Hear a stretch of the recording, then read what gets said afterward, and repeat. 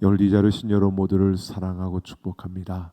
2024년 부르심을 향하여 행진하라라고 하는 주제로 달려가면서 우리 첫걸음 우리는 예배자입니다라고 하는 걸음을 내딛었고요. 이제 우리가 두 번째 걸음을 걸으려고 합니다. 우리는 건축자입니다라고 하는 걸음입니다. 5월부터 8월까지 우리는 건축자입니다라고 하는 이 걸음을 우리가 함께 걸어가려고 합니다. 그 가운데 특별히 5월은 우리 가정의 보금자리를 세우라라고 하는 주제로 우리가 함께합니다. 오늘 그 첫 시간 돕는 배필이라는 이 말씀을 통해서 우리 함께 나누려고 합니다. 가정의 어쩌면 가장 기본적인 구성 요소라고 할 수 있는 부부, 이 모습, 남자와 여자의 그 만남, 이 부부의 관계에 대해서 우리가 살펴보며 그 안에 숨겨진 하나님의 그 영적인 놀라운 비밀을 우리가 함께 나누어 보려고 합니다. 오늘 18절 말씀을 보면 여호와 하나님이 이르시되 사람이 혼자 사는 것이 좋지 아니하니라라고 아니하니라고 이렇게 말씀합니다. 여러분, 이것을 언뜻 우리는 이렇게 그냥 생각할 수 있습니다. 혼자 사는 것이 좋지 않다라고 하는 이 뜻으로 이 말씀을 이해할 수 있는데 아니라는 겁니다. 이 말은 히브리어로 아니다라고 하는 뜻의 로라고 하는 단어와 그리고 좋다라고 하는 토브라고 하는 단어가 합쳐진 로토브라고 해서 이것은 토브라고 하는 이 단어의 뜻을 우리가 조금 새겨 보아야 합니다. 이 좋지 아니하니라고 이렇게 로토브를 말하는데 이 토브라고 하는 이 히브리어는 전체적이고 포괄적인 그러한 의미로 사용되어지는 겁니다. 그러니까 이런 의미가 포함되어져 있는 겁니다. 하나님의 계획이 있고 그 계획이 진행되어져 가는데 마지막에 완성된 그림. 그래서 토부 좋다라고 하는 이것이 선, 우리가 보통 말하는 선 또는 아름다움이라고 말할 수 있는데 이 토부는 하나님께서 가장 지극히 아름다운 하나님의 선, 하나님의 그 아름다움을 이야기하는데 이것이 지금 하나님의 계획이 있고 그 계획 가운데 진행되어 마지막 완성된 하나님의 선, 하나님의 아름다움, 이것을 나타내는 것이 바로 이 토부입니다. 그러니까 우리가 성경을 보면 항상 이런 것을 우리가 생각해 봅니다. 성경은 하나님의 그 모든 뜻이 이루어져 가는 것은 하나님의 계획이 있고요.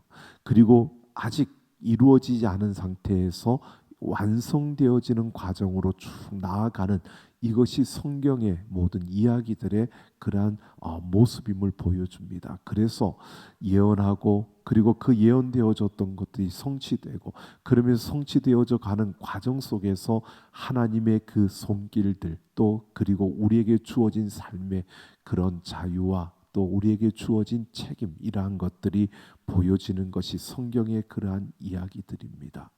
분명히 그 마지막 하나님이 이루시는 그 완성된 그 자리, 우리가 생각하는 마지막 날에 예수님이 다시 오시는 그날에 이루어질 완성된 하나님의 나라, 그날에 우리에게 이루어질 가장 적절하고 그리고 가장 적합하고 균형 잡혀 있는 아름다운 그런 선, 바로 그 이루어질 선에 대해서 바로 토브라고 이렇게 말하고 있는 겁니다. 그러니까 로토브라고 하는 것은 그 토브가 아직 이루어지지 않았다라고 하는 것으로 이런 하나님의 선한 계획을 하나님이 가지고 있는데 이것이 아니다라고는 이 로가 붙여져서 아직 그 하나님의 계획이 이루어지지 않았다라고 하는 이런 의미가 되는 겁니다.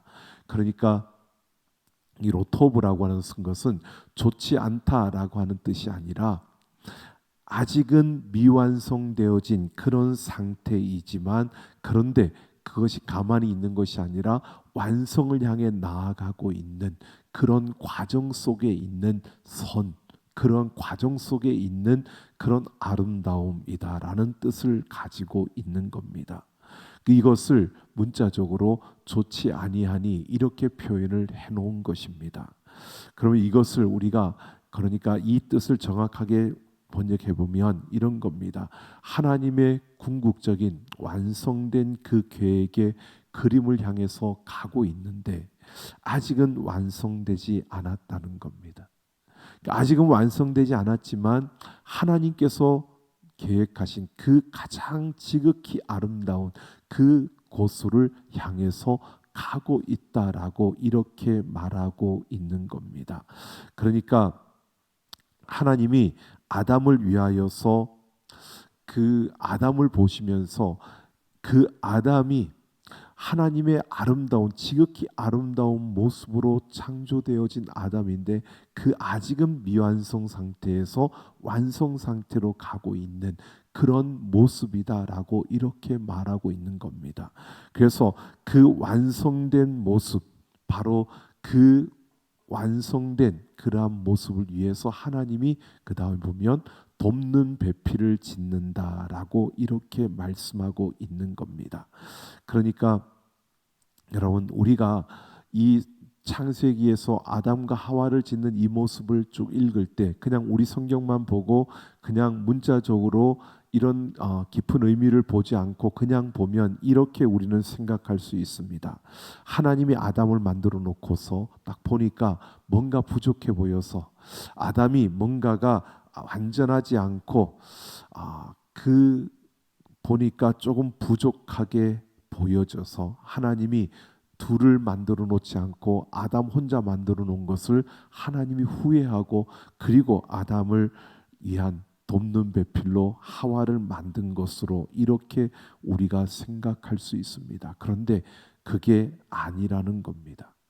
여러분 하나님의 계획에는 오류와 실수가 없습니다. 하나님은 완전하신 분이십니다. 그러니까 하나님은 결코 실수하시거나 하나님이 하시는 일에 오류는 없습니다. 이것을 우리가 분명히 아셔야 합니다. 그러니까 하나님께서 아담을 지으셨는데 실수한 게 아니라 아담은 미완성 상태에서 완성 상태로 가고 있는 그래서 그 완성 상태가 하와와 함께하는 이것이 완성된 하나님이 만들어 놓은 토부라는 겁니다. 그런데 아직 로토부 좋지 아니하다라고 표현한 것은 아직은 완성되지 않았지만 그 미완성 상태인데 완성의 상태로 가는 이것이 아담의 모습이었고 그 완성된 그 모습이 바로 하와가 함께 지어지는 것이었습니다. 자, 이렇게 보면 하나님께서 아담을 지었고 아담의 완성된 상태가 그 하와가 그 옆에 서는 것이라면 돕는 배필이 그 곁에 서는 거라면 그러면 아담을 짓고 난 다음에 논리적으로 우리가 생각을 해보면 우리의 생각에는 그러면 다음 바로 하나님께서 하와를 지으셔야 될 것 같습니다. 하와를 만들어야 되는 겁니다. 그런데 하나님께서 오늘 19절을 보면 이렇게 좋지 아니하다라고 말하며 돕는 배필을 이야기하고 나서 바로 하와를 만드시는 것이 아니라 19절을 보면 하나님이 각종 들짐승과 새를 만드시고 그들을 아담이 무엇이라고 부르시는지 보시려고 그에게 이끌어왔다라고 합니다. 그리고 아담이 그 하나하나의 이름을 주었다라고 합니다. 여기서 이름을 주었다라고 하는 것은요. 그 속성과 본질을 꿰뚫어 보았다는 겁니다. 우리가 자녀를 낳고 그 자녀의 이름을 짓죠. 그 자녀의 이름을 지을 때 우리는 우리의 소망을 담아서 짓습니다. 그런데 만물의 모든 이름은 다른 것이 아니라 그 가지고 있는 본질, 그 속성을 나타내고 그 본질과 속성을 보여주는 그 특징을 나타낼 수 있는 것들이 그 이름입니다. 그러니까 모든 것의 이름은 그냥 지어지는 것이 아니라 그 이름은 그것의 본질과 속성을 보여주는 겁니다. 그러니까 아담이 그 동물들의 이름을 지었다라는 것은 다른 것이 아니라 그들의 본질과 속성을 그가 꿰뚫어 보았다는 것입니다. 자, 여기서 우리가 볼 수 있는 게 있습니다. 아담이요, 하나님께서 아담에게 모든 동물들을 가지고 그 앞으로 이끌었습니다. 아담이 그것들의 본질과 속성을 꿰뚫어 보고 그들의 이름을 붙여줍니다. 그러면서 아담이 여기에서 깨달은 것이 두 가지가 있습니다. 그 하나는 뭐냐 하면, 이들은 나와 격이 다르다라는 것을 그가 발견을 한 겁니다. 똑같은 동물이라는 같은 종인데 인간인 아담 자신과는 격을 같이 할 수 있는 그런 종들이 아니라는 것을 보게 됩니다. 여러분, 우리가 이것을 분명히 보면 동물과 우리는 다릅니다. 동물은 생각을 할 수가 없습니다. 우리는 생각을 할 수 있습니다. 우리와 격이 같지가 않습니다. 같은 동물인데, 우리도 동물이잖아요. 동물이란 한 분류 안에 들어가는데 분명히 그들과 우리는 다릅니다. 격이 다르다는 것은요, 서로 교류할 수 있는 이 부분이 안 된다는 겁니다. 격이 다르다는 것은 함께 나누고 함께 할 수 있는, 같은 어떤 그 위치에서 함께 할 수 있는 이런 부분이 아니라는 겁니다.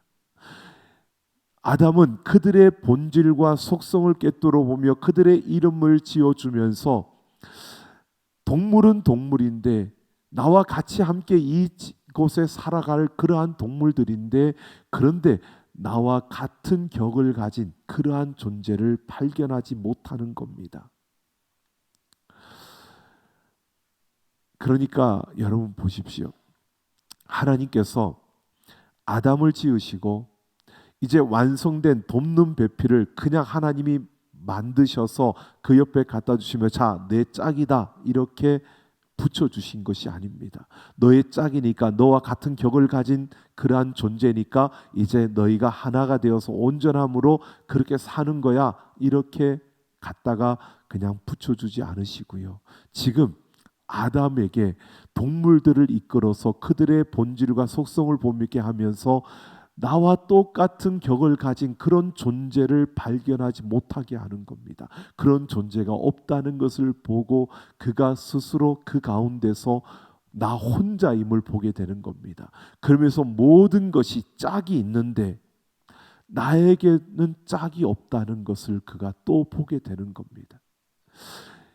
그러니까 하나님은 그냥 강압적으로 아담에게 하와를 지어주고, 그리고 하와는 너와 이렇게 하나의 완전한 그러한 모습으로 서가는 그런 존재라는 것을 그렇게 말해주는 것이 아니라, 이 아담이 스스로 나에게 이런 나와 똑같은 격을 가진 그런 존재가 필요하고, 왜 나는 혼자여서 나는 그만큼 외롭고 나에게도 이런 격을 갖춘 나와 하나가 된 완성된 나의 모습이 필요하다는 것을 느끼게 하는, 자각하게 만드는 그 과정이 오늘 이 동물들을 그 앞으로 이끄는 것이었습니다.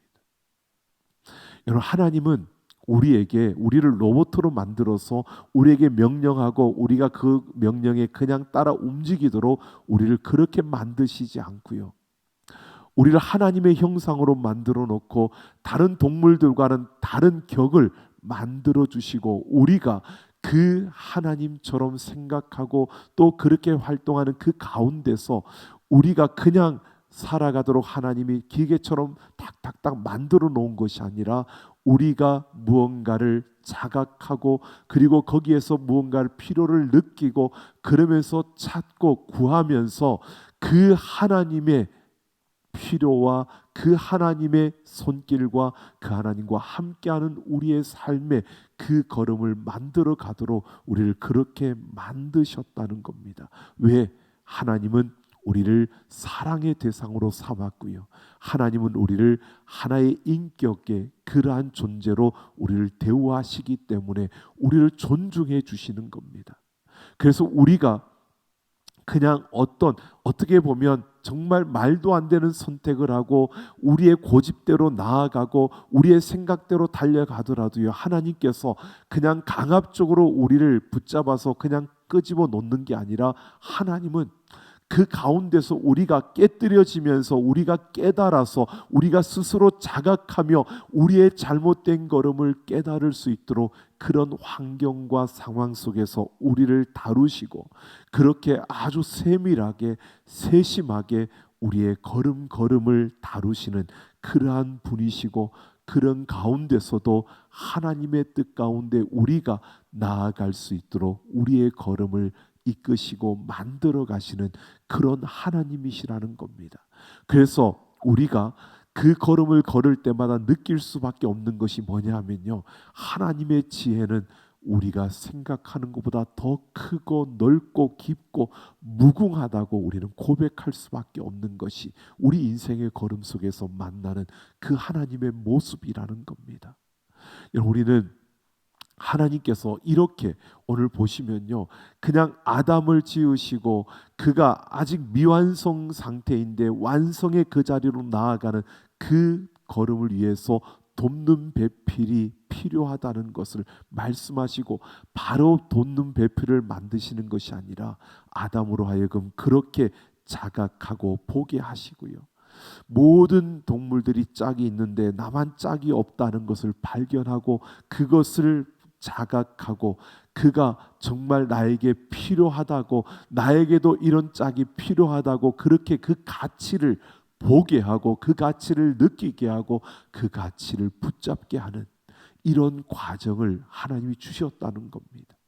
자, 아담이 이런 가치를 보았기 때문에 여러분 그 다음에 여러분 나중에 보면 하와를 만들어서 그 앞으로 이끌었을 때, 여러분 동물들을 그 앞으로 이끌었을 때 그때의 아담은 그냥 그들의 본질과 속성을 꿰뚫어 보며 이름을 지어줬지만, 그러나 하와를 그 앞으로 이끌었을 때는요, 내 뼈 중에 뼈요 내 살 중에 살이라고 그가 그렇게 노래하는 모습을 보여줍니다.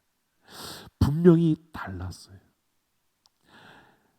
이 아담이 왜 그런 노래를 부를 수 있었을까? 나중에 보면 알지만 우리는 분명히 여기에서부터 봐야 합니다. 아담은 자기가 스스로 자각할 수 있었습니다.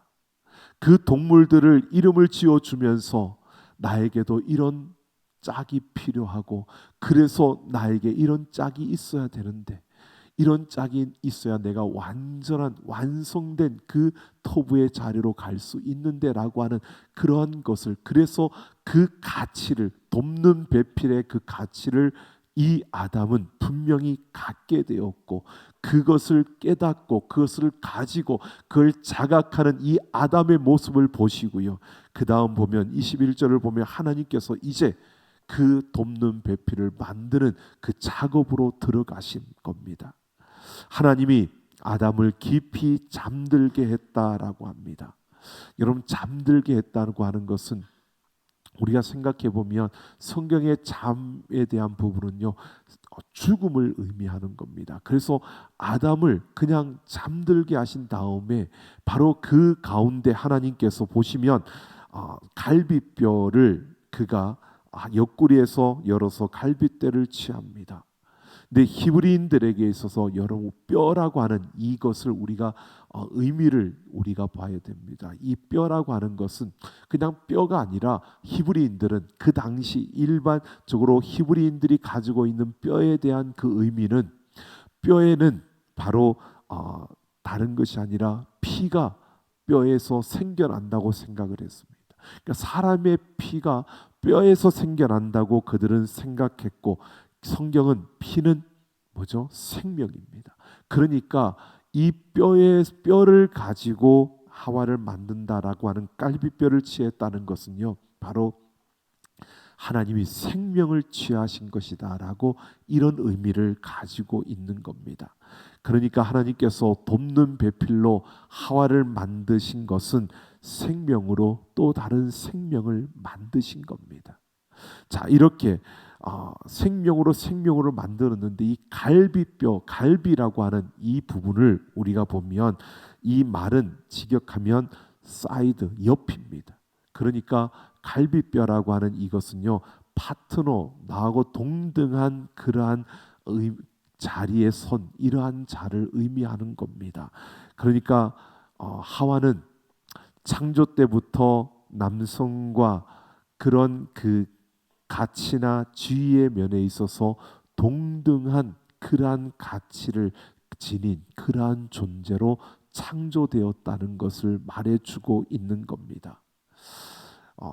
남성 우위의 그러한 사상과 그런 생각에 사로잡혀 있는 그러한 시대, 그러한 문화, 이런 시대와 문화들을 지나오면서 세상은 여자를 하등한 존재나 또는 남자의 어떤 부속 개념으로 그렇게 보았고 또 그렇게 여겨왔던 역사적인 그러한 모습들이 있습니다. 그런데 성경은 우리에게 그것을 말하는 것이 아닙니다. 성경은 분명히 우리에게 말해주는 것이요, 생명이 또 다른 생명을 낳은 겁니다. 그리고 동등한 가치와 동등한 존재로 같은 미완성의 그 상태에서 완성이 되어지는 그러한 자리에 서는 것이 바로 남자와 여자가 만나 하나가 되어지는 이 가정을 이루는 것임을 말해주고 있는 겁니다. 그래서 여기에서 보면 돕는 배필이라는 이 단어가요, 에제르라고 하는 단어입니다. 근데 이 에제르라고 하는 단어는 딱 성경에 한 군데가 더 나옵니다. 그것이 어디냐면 시편 121편 2절 말씀입니다. 여기에 보면 나의 도움은 천지를 지으신 여호와에게서로다라고 말합니다. 이 도움이라는, 나의 도움이라는 이 도움이라는 단어가 에제르인데 이것은 무슨 뜻이냐면 하나님에게만 쓰는 단어입니다. 이것은 하나님의 도움이라는 뜻입니다. 다른 데 붙이는 단어가 아니에요. 이 에제르라는 단어는 하나님의 도움이라는 뜻입니다. 그러니까 돕는 배필이라는 이 단어는 하와를 일컫는 돕는 배필은 남성을 위한 하나님의 도움이라는 것입니다. 바로 남성의 완성을 위한, 그러니까 우리 하나의 완성을 위해서 하나님이 도우신, 그게 돕는 배필이라는 뜻이라는 것입니다. 이렇게 해서 여성이 돕는 배필로 이렇게 창조되어진 겁니다. 결국 이런 겁니다. 남자에게 여자는 하나님의 도움이라는 겁니다. 남편과 아내 둘 모두가 같은 가치와 같은 지위와 같은 그 존중함으로 우리가 서는데 보면, 서로를 보았을 때 바로 남자는 그 아내를 볼 때에 나의 하나님의 도움으로, 하나님의 도움입니다. 하나님이 나를 돕는 존재로 내 옆에 세워주신 이가 바로 우리 아내라는 것을 우리에게 말해주고 있는 겁니다. 자, 이렇게 하나님께서 그 하와를 지으시고 아담에게로 이끌어 오셨습니다. 여러분, 말씀드린 것처럼 짐승 동물들을 이끌어 올 때와 다른 아담의 이 모습을 보여줍니다. 이는 내 뼈 중에 뼈요 내 살 중에 살이라고 이렇게 그가 노래하고 있는 겁니다. 아담의 노래입니다. 이는 내 뼈 중에 뼈요 살 중에 살이라고요. 여러분, 이 뼈 중에 뼈요 살 중에 살이라는 이 뜻이 어떤 뜻이냐면 이런 겁니다. 아담이 자기에게로 오는 이 하와를 보고요, 뭘 느꼈을까요? 동물들과 다른 나와 격이 같은 존재를 보고, 뼈 중에 뼈요 살 중에 살이라는 것은 나와 같은 격의 존재가 내 앞에 왔고 바로 나다, 이렇게 말하고 있는 겁니다. 아담이 하와를 봤을 때 어떻게 느꼈느냐? 이는 내 뼈 중에 뼈요 살 중에 살이라는 것은요, 바로 나와 같은 격을 가진 나, 또 다른 내가 내 앞에 있다는 겁니다.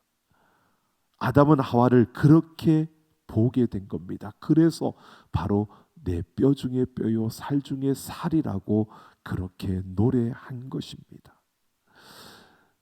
나와 똑같은 그러한 자신이 그 앞에 서 있다는 겁니다.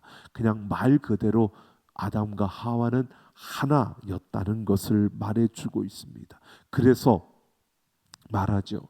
벌거벗었으나 수치가 없고 감출 것도 없었고 오해될 것도 없었던 것이 바로 그들의 모습이었습니다.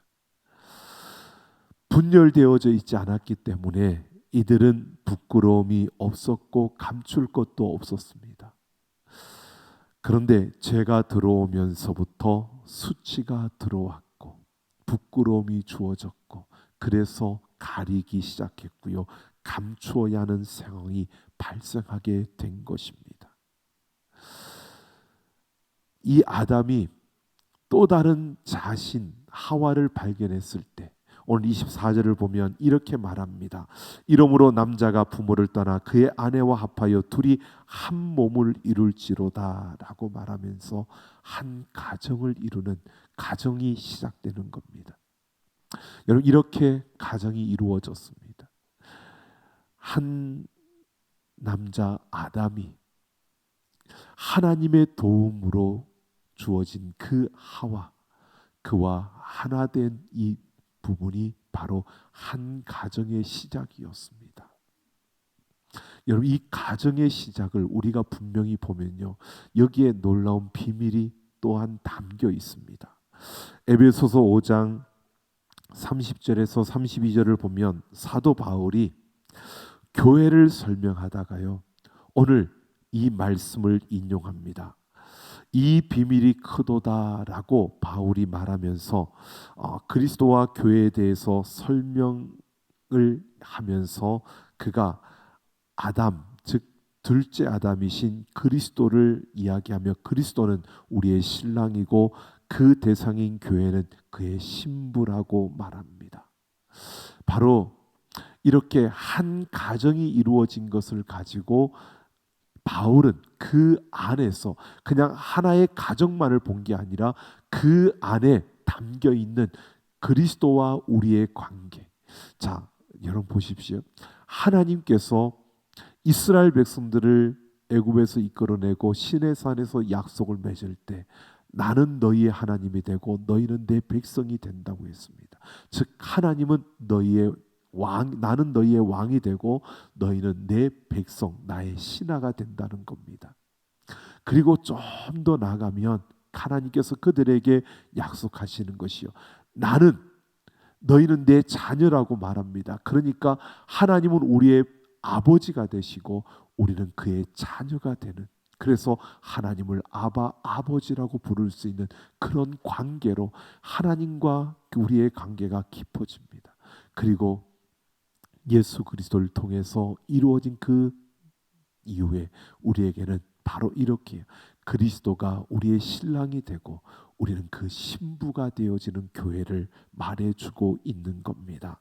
자, 아담과 하와를 창조하시는 그 장면 속에 하나님은 바로 이 세상을 어떻게 경영하시고 또 어떻게 구원하실 것인가를 그 안에 감추어 놓았다는 겁니다. 여러분, 우리가 분명히 기억해야 됩니다. 가정의 제도는요, 영원한 제도가 아닙니다. 가정은 한시적인 제도입니다. 여러분, 우리가 예수님이 다시 오시는 그날에 이루어질 완성된 완전한 하나님의 나라에 가면 가정이 있을까요, 없을까요? 없어요. 예수님께서 말씀하셨잖아요. 그 예수님께 물었던 그 사두개인들, 그들이 물었잖아요. 부활을 부정하는 자들이 그 부활에 대해서 잘못됐다라고 말하기 위해서 예수님께 물었습니다. 그들에게는 계대로, 그러니까 형이 자녀를 낳지 못하고 죽으면 그 형수에게 동생이 들어가서 그 형을 대신해서 자녀를 낳게 하고, 그래서 그 형의 그 대를 잇게 하는 이러한 제도가 있었습니다. 그러다 보니까 그들이 하는 이야기가 그거였습니다. 예수님께 물었잖아요.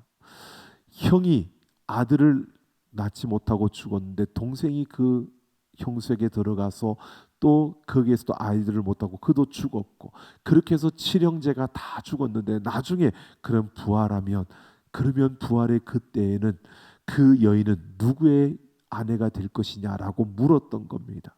그러자 예수님께서 너희는 하나님의 나라를 알지 못한다라고 그때에는 그러한 것이 아님을 분명히 말씀하셨습니다. 여러분, 우리가 분명한 것은 가정이라는 이 제도는 분명히 하나님께서 우리에게 주신 그 공동체인데 이것은 영원한 것이 아닙니다. 이 안에는 한시적인 그러한 제도로서 우리에게 이 가정의 제도를 통해서 그냥 가정만을 이야기하는 것이 아니라 이 가정을 통해서 하나님이 우리를 어떻게 구원하시는가를, 하나님이 우리를 얼마나 사랑하시는가를, 하나님께서 이 세상을 어떻게 다스리시는가를 보여주는 하나의 한시적인 제도로 이 가정을 하나님께서 우리에게 주신 것이라는 사실입니다. 그래서 이 가정을 통해서 우리는 그냥 가정, 그리고 그 가정의 행복, 그리고 엄마 아빠 그리고 모든 가족들이 행복한 거, 이것은 여러분 우리가 그냥 1차원적으로 가정을 보고 있는 거고요. 그게 아니라 이 가정이라는 공동체 안에서 우리는 하나님의 나라를 경험해야 되고, 그 안에서 하나님이 다스리는 그 원리를 우리는 찾을 수 있어야 되고, 그 안에서 우리는 하나님이 어떻게 우리를 다스리시고 어떻게 우리를 구원하시는가를 그 가정 안에서 우리가 볼 수 있고 경험할 수 있고, 이것을 우리가 발견할 수 있어야 한다는 겁니다. 우리의 가정에서 우리는 이것을 발견하지 못하고 그냥 우리 가족, 혈연으로 묶여진 우리 가정은 행복해야 돼, 이것만을 생각한다면 우리는 가정을 그냥 일반적으로 우리의 그냥 보여지는 것만을 우리는 보는 거고요. 이 가정의 영적인 의미는 다른 것이 아닙니다. 바로 그래서 그 뭐라고 말하냐면, 우리가 분명히 봐야 될 것이요, 이 가정이라고 하는 것을 통해서요 우리에게 말해주고 있는 것이 교회와 가정, 우리 교회와 그리스도와 교회의 그 사이 관계를 가지고 바울이 지금 가정의 이야기를 하고 있는 그 비밀을 그가 보게 된 것을 말하고 있는 겁니다. 여러분, 요한복음에 보면 십자가에 달리신 예수님께서 그 십자가 위에서 그 사도 요한에게 내 어머니이니라 라고 말하고요, 그 마리아 어머니에게 보소서 아들이니이다 라고 말하면서 제자 그 요한에게 어머니 마리아를 부탁합니다. 그래서 그 요한이 그 어머니를 모십니다. 그런데 예수님께서 생각해 보십시오. 마리아는 예수님만 낳은 게 아니고요, 예수님의 또 다른 마리아가 낳은 동생들이 있었습니다. 그러면 당연히 예수님께서 그 마리아를 누구에게 부탁해야 되냐면, 예수님의 또 다른 그 육신적인 혈육의 동생들, 그 동생들에게 마리아를 부탁하는 게 맞는 겁니다. 그런데 예수님께서 그 동생들이 아니라 사도 요한에게 부탁을 하는 겁니다. 예수님께서 십자가에서 죽어 가시면서 정말 부모님을 향한 효도하는 마음, 어머니를 향한 그 간절한 마음이 있어서 그 어머니를 부탁한다면, 사도 요한이 아니라 자기 육신의 동생, 그 마리아가 낳은 아들들, 자신의 동생들에게 그렇게 말씀하는 게 더 맞는 겁니다. 그런데 그 동생들이 아니라 요한에게, 사도 요한에게 부탁을 하는 겁니다. 결국 요한은요, 그냥 요한이 아니라 12제자를 상징하는 사도 중에 하나입니다. 그러니까 12제자 사도들에게 그 부탁을 하고 있는 겁니다. 그러니까 12제자 공동체의 어머니를 부탁한다는 것은요, 교회 공동체에 부탁을 하고 있는 겁니다. 결국 교회라고 하는 새로운 가족 공동체가 세워지는 것을 말해주고 있는 거고요. 물론 한시적이지만, 그러나 그 가족 공동체로서 한 가정이라고 하는, 이 남자와 여자가 이어져서 결혼해서 만드는 한 가정이라는 것을 넘어서서 예수님이 먼저 이 가족 공동체인 교회를 말해주고 있는 겁니다.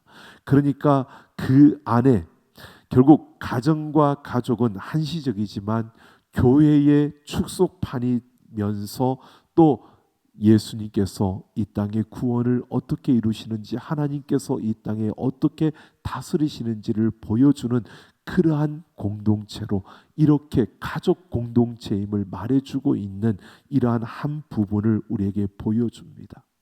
결국 우리는 가정이라는 이곳에서 교회라고 하는 한 가족 공동체로 우리는 분명히 이 의미를 볼 수 있어야 되고요. 그래서 가정이라는 것은 우리의 가족들이 함께 모여서 함께 생활하는 그러한 보금자리일 뿐만 아니라 이곳은 하나님의 통치와 하나님의 구원이 이루어지는 그 놀라운 역사들, 영적으로 하나님이 이루시는 그 역사들이 보여지고 또 그것을 경험할 수 있는 그러한 가정이 되어져야 한다는 것을 우리에게 말해주고 있는 것이고요. 그리고 가족 공동체로서 교회가 이 땅에 또한 세워져 있다는 사실을 우리에게 분명히 말해주고 있는 겁니다.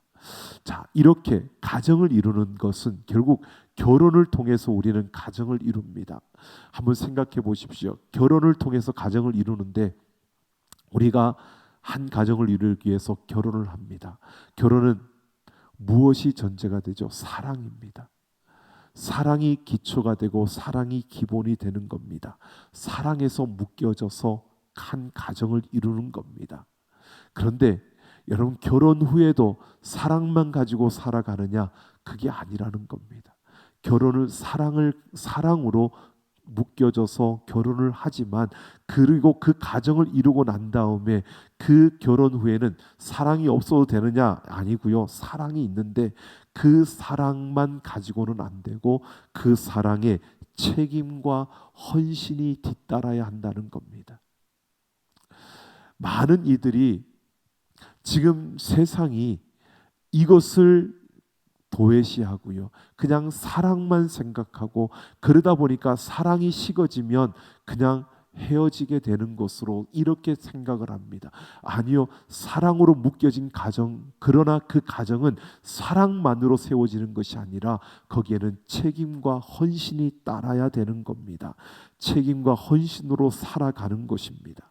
가정은 이렇게 이루어지는 겁니다. 그래서 결혼은 성경에서 우리에게 뭐라고 말하느냐 하면 계약, 언약이라고 말하고 있습니다.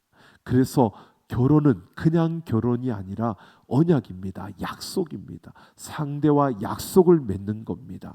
그래서 이 약속은 다르게 맺어지는 게 아니라 여러분, 우리가 그 약속을 맺는다는 것은 책임과 헌신을 가지고 그 약속을 맺는 겁니다. 이 약속이라는 것은 책임과 헌신이 따르는 겁니다. 그러니까 결혼은 그냥 사랑하는 것만으로 되는 게 아니고요. 사랑하는데 그래서 결혼이 이루어지면, 한 가정이 이루어지면 그 가정에서는 책임과 헌신이 뒷받침되어져야 되는 겁니다. 이 책임과 헌신을 다하지 않고 가정을 세운다는 것은 그것은 잘못된 생각입니다. 사랑으로만 가정이 세워지는 것이 아니라는 겁니다. 그래서 바울은요, 그런 차원에서 에베소 5장 22절에서 25절에 보면 이 부부의 관계를 교회와 그리스도의 관계로 설명하는 겁니다. 그래서 남자는 그리스도를 모델로 그렇게 해서 남편들아 아내 사랑하기를 그리스도께서 교회를 사랑하시고 그 교회를 위하여 자신을 내어주신 같이 하라고 말씀하고 있는 겁니다. 그러니까 책임과 헌신을 다해야 된다는 겁니다. 한 가정을 이룬 것으로 끝난 게 아니라 책임과 헌신을 다해야 그 가정이 이루어 온전히 되어지는 겁니다. 그러니까 가정에서 책임과 헌신을 다해야 되고, 이것은 어떤 것이냐? 바로 그리스도께서 교회를 위하여 자신의 생명을 내어주신 것과 같다는 것입니다. 그리스도께서 교회를 사랑하신 것처럼 그렇게 그런 책임과 헌신을 다해야 된다는 것을 말해주고 있는 겁니다. 여러분, 가정은 다른 것이 아니라 바로 이렇게 이루어지는 거고, 이것이 바로 우리에게 주어진 것임을 말해주고 있습니다. 그래서 남자의 책임은 가정에서 가정과 아내를 위해서 제물이 되는 겁니다. 그리스도께서 교회를 위하여 자신의 생명을 내어주신 것 같은 이런 제물이 되어져야 되는 겁니다. 여러분, 저도 살면서 느껴진 게 그겁니다. 가정을 이루고 살아가는 부부들의 모습을 보면서요, 정말 안타깝게 여겨지는 모습이 어떤 모습이냐면, 남자들이 책임감이 없는 모습으로 서는 그 모습이요. 한 가정을 책임지려고 하지 않고 내 가족들을 위해서 책임지려고 하지 않는 그런 나태하고 게으른 이 모습을 가지고 그 책임을 회피하는 그러한 참 나약한 모습을 보여지는 이러한 모습을 볼 때 참 안타까움이 들었습니다. 그래서 그런 이야기를 한 적이 있습니다. 제 아내하고 같이 이야기를, 저는 딸만 둘이 있으니까 사이는 조금 못 배워도 정말 성실하고 책임감 있는 사람을 왔으면 좋겠다. 소망이고요. 그렇게 여러분 정말 다른 것이 아니라 어떠한 능력이 조금 모자라도요, 그 책임감을 가지고 뭔가를 책임지려고 그렇게 할 수 있어야 되는데, 아무리 잘 배우고 아무리 뛰어난 재능을 가져도 나태하고 게으르고 정말 자기의 책임을 다하려고 하지 않는 이 모습으로 선다면 그는 가정을 이룰 수가 없는, 가정을 완성시킬 수 없는 이러한 모습일 수밖에 없다는 겁니다. 남자는 그 위치를 분명히 알아야 합니다. 제사장의 자리입니다. 교회를 위해서 자신을 내어주신 그리스도의 그 모습처럼 그렇게 책임을 다하며 서야 하는 것입니다. 그렇게 희생을 해야 하는, 자신을 내어줄 수 있는 그런 희생이 따라야 한다는 것입니다. 오늘 우리는 분명히 이런 것을 봅니다. 오늘 돕는 배필이라는 이것은요, 하나님의 도움입니다. 하나님께서 아담에게 하나님의 도움으로 하와를 주셨습니다. 이게 완성된 모습입니다.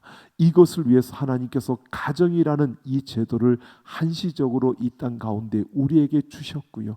우리는 사랑으로 결혼한다고 하지만 사랑 그거와 더불어서 우리는 결혼이라는 언약을 맺으며 가정을 이룬 겁니다.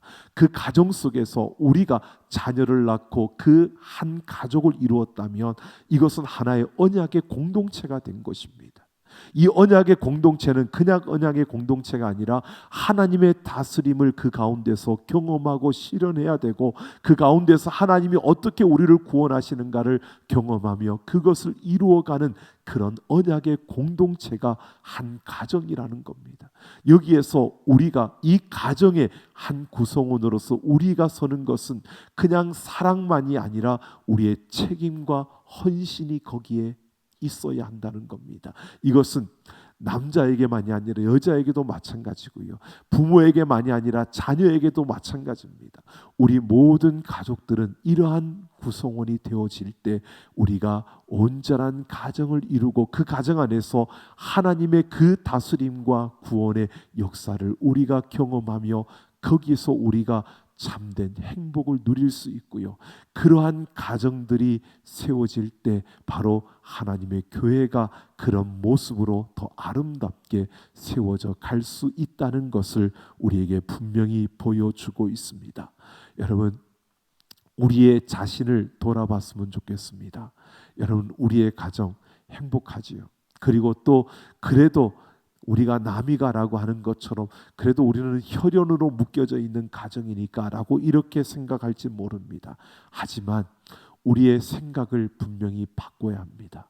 이 가정은요, 그냥 혈연으로 묶여진 하나의 공동체, 그것을 넘어서 하나님이 우리에게 주신 언약의 공동체입니다. 그러니까 내 아내를, 내 남편을 또 다른 내 자신으로 보고 존중하고 귀하게 여겨야 합니다. 우리 자녀들, 여러분, 하나님께서 우리에게 맡겨주신 그 자녀들, 우리의 언약 공동체에 함께하는 그 자녀들에게 우리는 이 공동체 안에서 하나님의 다스림을, 하나님의 통치를 우리가 거기에서 경험해야 되고 하나님의 구원의 역사를 거기에서 경험할 수 있어야 하는 겁니다. 이런 언약의 공동체가 되어져야 한다는 것입니다. 오늘 우리는 바로 그리스도와 교회에 대해서 가장 잘 보여주는 그것이 바로 이 가정 공동체라는, 이 언약의 공동체라는 사실을 우리가 기억하고요. 바로 그냥 교회는 그리스도가 우리를 위해 십자가에서 죽으셨다는 이 사실이 여러분 그냥 지식이 아니라 이게 정말 내 삶에서 우리에게서 정말 그게 경험되어지는 그 터전이 다른 곳이 아니라 언약의 공동체인 바로 우리의 가정이라는 것을 우리가 기억하고 우리의 가정 안에서 우리가 서로 존중하며 바로 그 하나님의 구원을 경험할 수 있는 그런 가정, 하나님의 통치를, 그 다스림을 경험할 수 있는 그런 가정을 이루어가는 우리 모두가 되기를 예수님의 이름으로 축원합니다.